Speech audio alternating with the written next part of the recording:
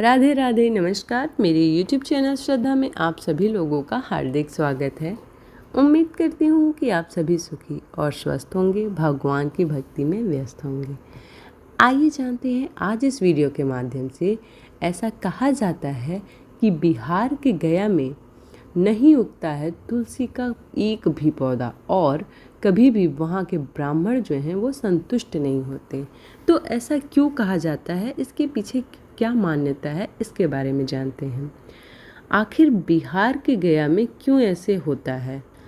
फल्गु नदी सिर्फ नाम की नदी है।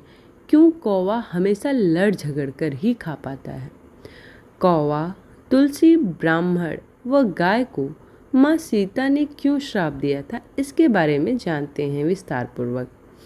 वाल्मीकि रामायण के मुताबिक वनवास के दौरान भगवान राम, लक्ष्मण और माता सीता पितृपक्ष में श्राद्ध करने के लिए बिहार के गया धाम पहुँचे। वहाँ ब्राह्मण ने भगवान श्री राम और लक्ष्मण को श्राद्ध कर्म के लिए आवश्यक सामग्री जुटाने के लिए कहा। इस पर भगवान राम व लक्ष्मण नगर की ओर सामान लेने के लिए निकल पड़े। ब्राह्मण देव ने माता सीता से आग्रह किया कि पिंडदान का समय निकलता जा रहा है।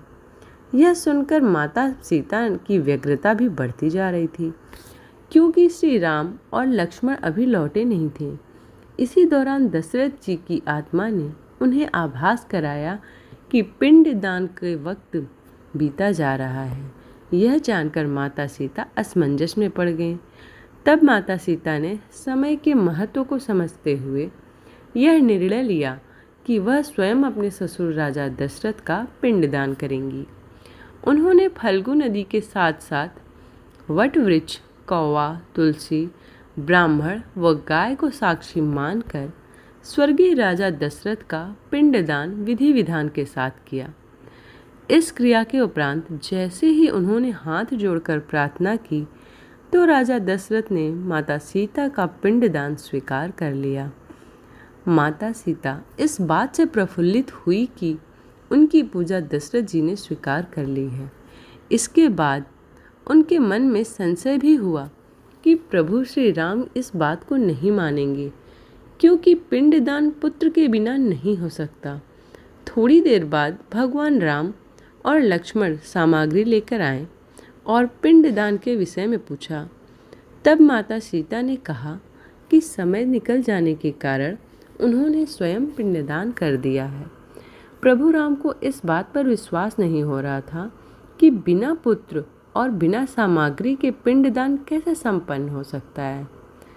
इसके बाद माता सीता ने कहा कि वहाँ उपस्थित फल्गु नदी, तुलसी, कौवा, गाय, वट वृक्ष और ब्राह्मण श्राद्ध कर्म की गवाही दे सकते हैं।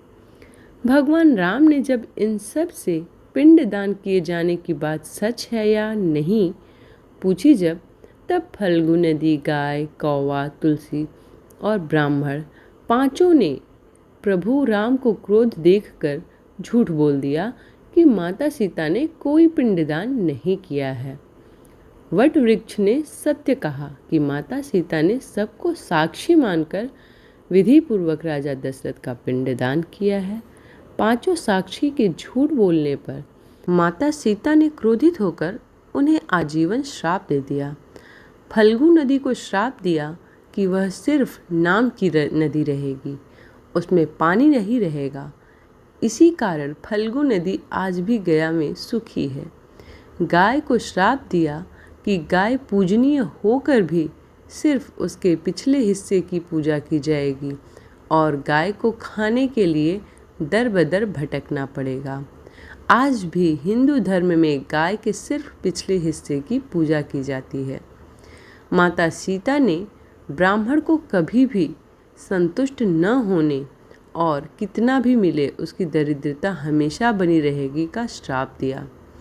इसी कारण ब्राह्मण कभी दान दक्षिणा के बाद भी संतुष्ट नहीं होते हैं।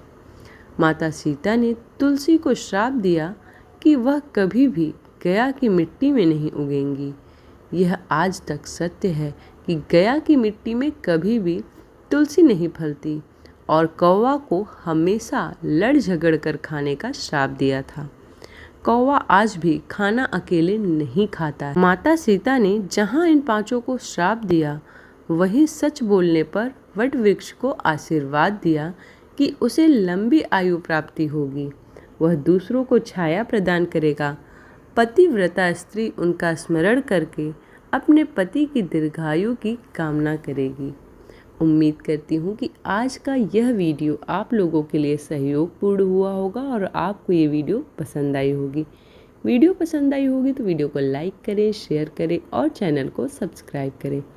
इसी प्रकार की भक्ति भाव और पूजा पाठ से जुड़ी हुई वीडियोस को प्राप्त करने के लिए चैनल को सब्सक्राइब करना ना भूलें। मिलते हैं अगले वीडियो में, तब तक के लिए जय श्री राम।